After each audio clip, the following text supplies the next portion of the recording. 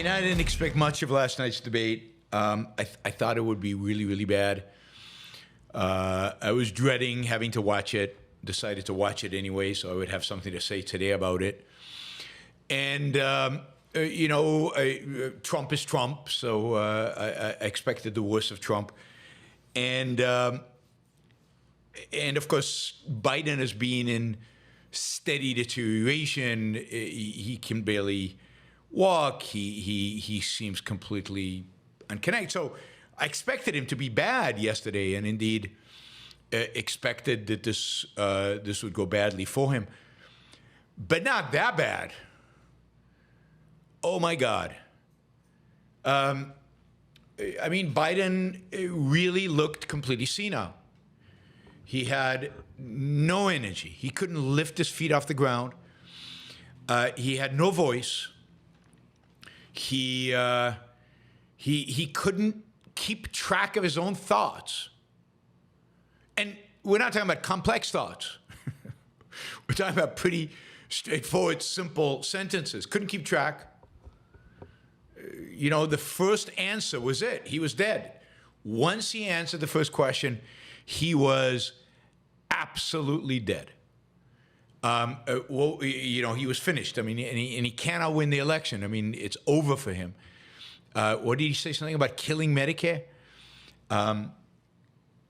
Rambling, but it wasn't just the fact that he was rambling. Part of the time I looked at my wife and, what did he say?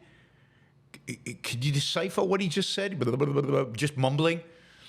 And he mumbles when the sentence doesn't come together, and you mumble as if nobody can hear you, but it was just a pathetic performance. It's the worst debate performance. I believe it. I haven't seen a debate in American history, but certainly it seems like the worst debate performance in American history. He was not there. I mean, I kind of feel sorry for the old man. Not really, of course, because he put himself in this position, and his aides put him in this position, and his wife put him in this position. And then what's amazing is I don't think he's even conscious of how badly it went, because I just saw video of him today in North Carolina in front of thousands of people. I don't know who the hell is coming out to cheer him on. Full of energy, yelling at the crowd, complete sentences, completely coherent, bizarre, completely bizarre. It's like he went off his meds last night, and this morning they put him back on the meds, or he has. I think a lot of people in mental decline have these ups and downs. I know a bunch of people. You'll talk to them, and they're completely not there. They have no clue really what's going on. And then a few hours later, you'll talk to them, and they seem completely normal. Completely normal. And it's like the debate happened in one of those zones where Biden was completely out. And you just can't have this in a president. Now, if we go back to integrity of political leaders, which there is none of, obviously, and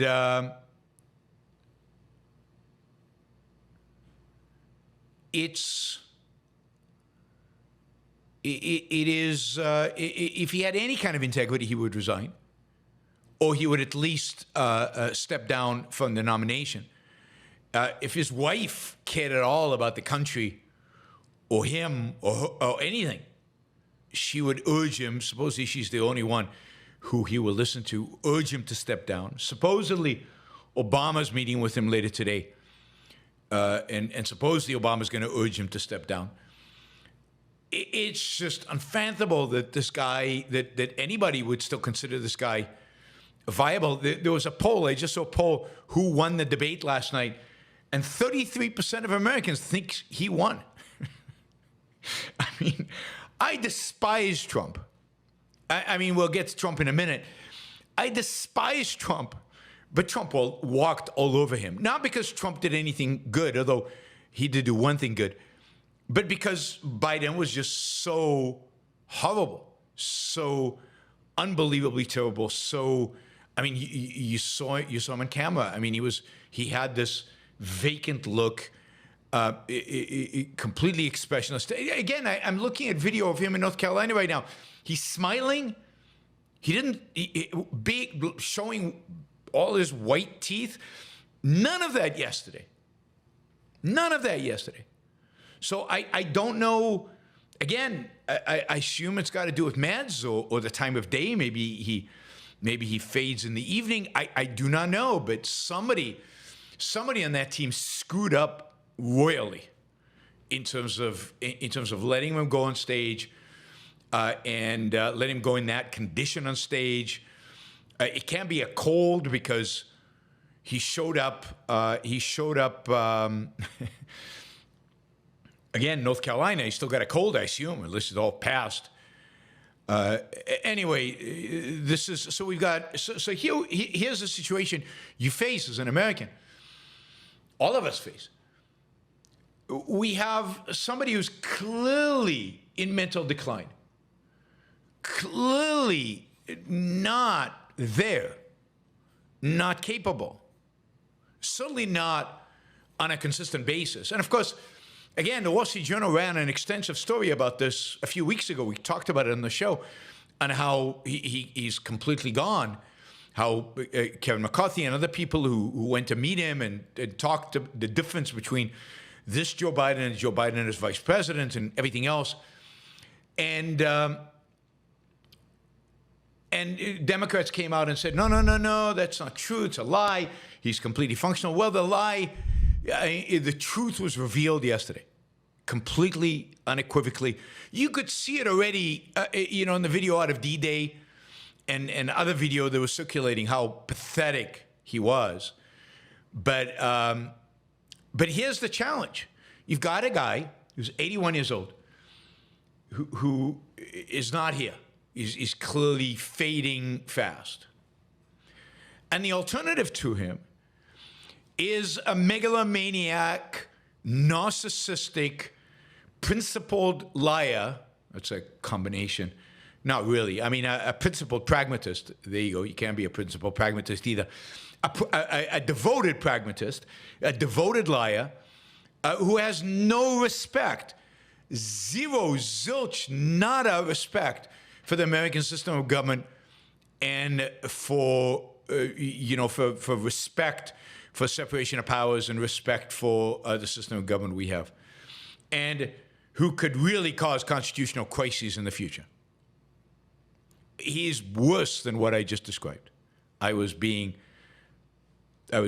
generous, right? So you've got a real moron. I mean, a real idiot, and somebody who, granted, never that smart, but has lost whatever he has. I don't know. I mean, the only, the challenge is if I could believe that Biden would surround himself with half-decent people, then I think the choice would be easy. You can't vote for Trump. I still think you cannot vote for Trump. But you can't vote for Trump. Trump is just too anti-American to be able to vote for Trump. But I don't think you can vote for Biden, not for president of the United States, not for dog catcher at this point. I don't know. It's just crazy. It's just crazy. And look, we deserve it. I mean, this is the consequence of a mixed economy. This is a consequence of concentrating so much power in the presidency. But this is also a consequence of this being that the presidency, because of the power it has become so corrupt. It's a consequence of the fact that the better people in our culture do not want to be in politics, do not want to come anywhere close to politics. And of course, it's a real consequence of the fact that the Republican Party could not turn its back on Trump and embraced him and renominated him. So we really are stuck with no choices. So, God, we have the most awful selection we've ever had in this country in terms of candidates, and we have a man who wouldn't recognize the truth if it slapped him in the face, and we have a man who's just not conscious enough to recognize the truth. Two of, again, the worst candidates we've ever seen. But at this point, it doesn't matter because Trump has won, right? So Trump will be the next president unless the Democrats somehow figure out how to drop Biden from the ticket. Betting markets now have the probability that Biden is dropped at 40%. Now, I think that's too high. I don't think Biden's going to leave. By every account, his wife wants him to continue, and I think that's all that matters. And it's not obvious who they replace him with. They're talking about, what's her name, the woman who's the governor of Michigan. They're talking about the governor of California. The one name that never comes up is the Vice President Harris, which tells you everything you need to know, again, about how corrupt the Democratic Party is. That they're all behind a vice presidential candidate who might become president, who none of them believe should become president. So you've got Whitman and you've got Newsom, and they've mentioned a couple of others that they might nominate. But Kamala's name has not come up. Supposedly, in back rooms, she's pretty pissed off about that. You can imagine. Here she is sitting vice president of the United States, and the president of the United States is incapacitated, and nobody thinks she should become president. That is pretty amazing. It tells you, again, all you have to know about the modern Democratic Party. It's become, just like the Republican Party, tribal, authoritarian. Nobody will question the decisions of whatever cabal made this happen. I hope that they get rid of Biden for the sake of, I don't know, for the sake of this country and because, the one thing that would really, really destroy this country is if Trump won in a landslide, instead of losing in a landslide, which is what I was hoping. He would win in a landslide and take with him victory in the House and Senate. And, I don't know what happens to this country if that happens. So it needs to be at least a competitive race. And for that, the Democrats need urgently to get rid of Biden. They need to find a way to fire him, replace him. I mean, maybe they need help from Trump. Trump could come in and say, "You're fired." That would be good. And they need to replace him. They need to get rid of him, and they need to put somebody young on there. I mean, imagine somebody young and a little combative up there against Trump. Trump comes on there. He repeats the same lines he's always said, so he's completely predictable. So you should have a bunch of canned answers to every claim that he makes because you know exactly what he's going to say. And imagine somebody combative actually going after Trump. Now, Trump was excellent yesterday, partially because he wasn't triggered, right? He got triggered later on in the debate, but he basically played by the rules. He didn't speak over, even though the mics were muted, but he didn't even try. He gave succinct answers. He didn't try to go over. He just hung in there because he knew, I think, that all he had to do to win was to let Biden talk. And indeed, the less Trump talked, the more likely it was that he would win. So I think he played it really, really smart. He played it, and by smart, I mean by basically letting Biden destroy himself, by letting Biden self-destruct. And it was beautifully played. I mean, that's how it needs to be done. If the Democrats wanted any chance, they needed to put up somebody who was younger and combative and quick, so that you could answer every one of Trump's lies, and every sentence of his he lies. So you'd have to keep track of them all. But I think somebody quick on their feet could have taken Trump apart completely. Trump is, and the thing that happens with Trump is, if you go after him, that is, if you challenge him, if you question it, if you counter his stuff with actual truth, with facts, he loses it. And he goes ballistic, and he goes nuts, and then he looks like the crazy Trump on stage. Yesterday, he could come across as the cool, collected Trump. Nothing rattles him. He's up there confident. Why? Because he wasn't challenged. No challenges. I mean, he played nice with the, he did a good job. He played nice with the what do you call it? The CNN folks who asked the questions. He played his part perfectly, just basically sitting in the background and letting Biden just collapse. And that's exactly what happened. Anonymous user, thank you for the sticker. Ryan, thank you for the sticker as well. And of course, Applejack, $50. Really appreciate the support. Thank you, Applejack. So Trump did what he needed to do, which is basically get out of the way of Biden, out of the way of the train wreck that was Biden. Trump did what he needed to do in the sense of going after and repeating, the same lies that have worked for him with the American people for 8 years. So he did that very well. Blame everything on illegal immigrants. That's always effective. Just give you one little example of the you could do this for every sentence that he said.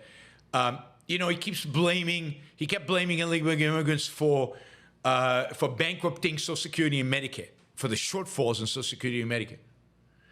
But pretty much everybody who's looked at this, including anti-immigration groups, come to the obvious, because it's simple math, obvious conclusion that illegal immigrants actually help Social Security and Medicare, because they bring in taxes, FICA and Medicare taxes, they bring into the system. But because they're illegally in the United States, they don't withdraw anything. So the FICA taxes, which is Social Security and Medicare, are automatically withdrawn from their account because they're working, maybe under false papers or whatever. It's withdrawn from their account, goes into the fund, but then it's never paid to them because they never claim it. So indeed, Social Security and Medicare are helped by illegal immigrants. Again, just a mathematical fact. But you can find, what is it, CIS, what does CIS stand for? The Center for Immigration Studies, which is generally an anti-immigration place. They have a nice paper that shows this pretty clearly. But Trump can say that, and Americans go, yeah, those evil illegal immigrants. But they're not taking jobs. They actually increase the number of jobs. So, unemployment is super low. Labor participation rates are relatively high. As illegal immigration skyrocketed under Biden, unemployment went down, job creation increased. There's unfilled job positions all over the place. There's zero evidence, literally zero evidence. There's lots of evidence to the contrary that illegal immigrants take Americans' jobs. It just is not true. It just doesn't happen. So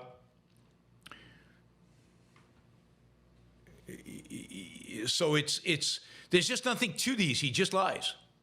Right? It's the same with the tariffs. He did the same thing with the tariffs yesterday. He went into the whole spiel about the Chinese paid the tariffs, which is stupid on so many fronts, and just plain economically ignorant on so many fronts, and just plain wrong on so many fronts. Right? So, Yeah, I mean, you could argue that illegal immigrants are costly to education and maybe local welfare programs, all kinds of stuff.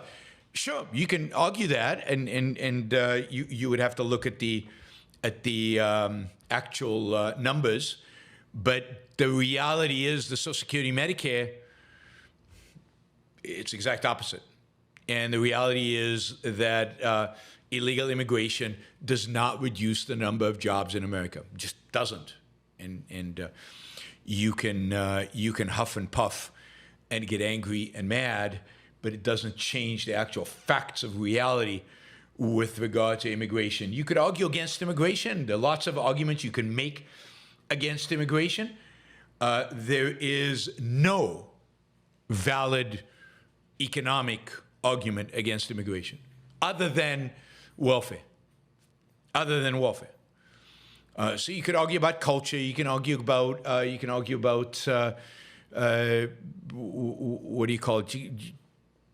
I guess you can argue about crime, but crime, again, there's no evidence.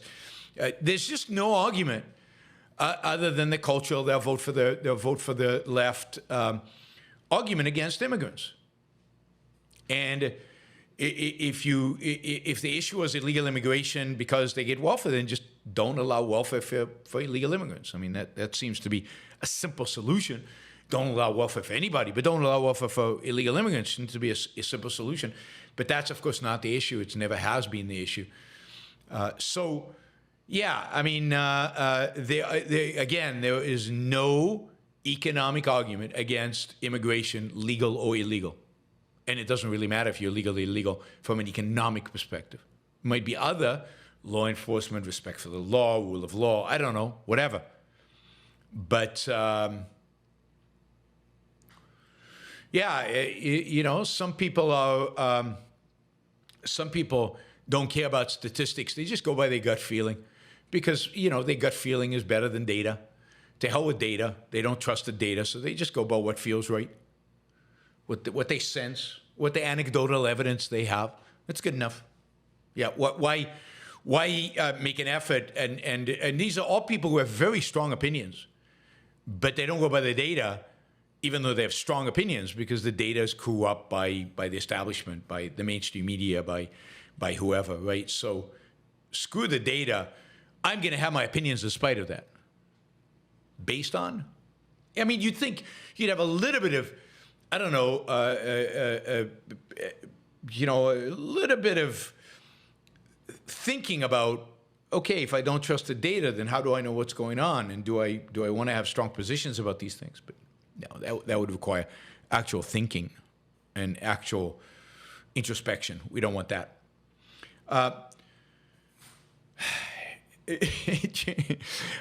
Gail asked a question that's kind of funny because of what I saw earlier. Will altruism kick into voters who pity Biden? And she said, just kidding. Well, I saw an objection to judging Biden's performance last night. You know, you really shouldn't judge Biden's performance last night. It's not nice. It's really ableism. This is ableism, and it's discrimination based on people's ability. And you really shouldn't do that. You shouldn't discriminate against somebody's ability. And, you know, Biden's trying. He's making a good effort. And aren't we supposed to grade people on effort? Yeah, no, he's not all there. And now, you know, this is ableism, discriminating against people who are not all there, discriminating against people who don't have abilities, right? It's also ageism, you know, the fact that he's old. He's trying hard. I mean, really, discrimination is bad. Don't discriminate. I mean, it's just unbelievable, you know, the kind of nonsense that people will come up with, unfortunately, on both sides of all these issues. But yes, altruism is never, Gail, never far away. So even though we laugh at how ridiculous all that is, there it is. It's right there. Altruism is right there. Ableism, ageism, whatever ism you want to call it, whatever you know, what do you call it? whatever the latest ideological BS is, it's all driven by altruism. And the only reason he made it onto the stage, the only reason anybody considers him is well, two reasons. One is altruism, and the other is Trump. Right. So that is the state of American politics. I will maybe later on the show, we'll talk about how do we get out of this mess. Maybe some positive words about how to move in a direction that is less absurd and ridiculous, and move in a more positive direction. But it's difficult. It's difficult.